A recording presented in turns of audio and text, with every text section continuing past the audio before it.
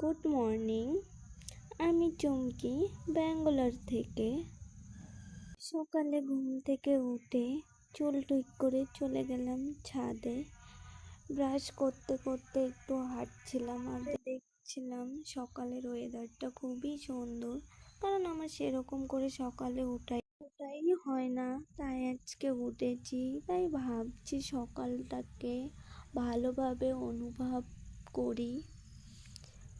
তাই ভাবছি এরপর থেকে প্রত্যেক দিন সকালেই উঠবো। তো ফ্রেশ হয়ে রুমে আসলাম, যে নর্মালি ডে ক্রিম হয় সেটা ইউজ করে নিলাম। নিয়ে ভাবছি কিছু একটা নর্মালি বানিয়ে খাওয়া যাক। কি আর বানাবো, সেরকম কিছুই বানাতে পারি নাই। তো একটু লাল চা বানিয়ে নিলাম, নিয়ে খাচ্ছিলাম। তো মাইন্ডটাও ফ্রেশ হয়ে গেল। তো হঠাৎ তারপর চলে আসলো কল, পার্সেল এসেছে ব্লিঙ্কিট থেকে। নিয়ে চলে আসলাম রুমে। এসে দেখি যা যা সবই চলে এসেছে। চিকেনটা রান্না করে নিলাম, নিয়ে স্নানে গিয়েছি।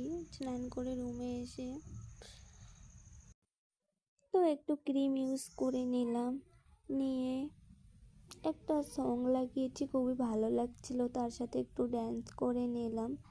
নিয়ে ভাবছি এখন খাওয়াই যাক, কারণ আমার খিদা লেগেছে। তো খেতে বসেছিলাম, সেরকম কিছুই রান্না করাই নেই, চিকেন আর একটু স্যালাড বানিয়েছিলাম। তো খাওয়াও কমপ্লিট হয়ে গেল।